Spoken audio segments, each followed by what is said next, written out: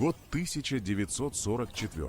Восточный фронт. Это не кино, это слякоть и холод, которые никогда не отпускают. Ты всегда слышишь их. Звук, который пробирает до костей. Мы привыкли к шуму моторов и крикам.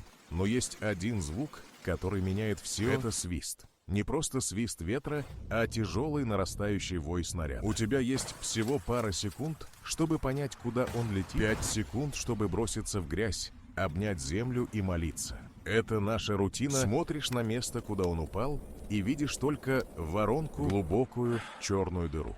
Это следы того, что мы называем железный дождь. Мы не всегда видим врага.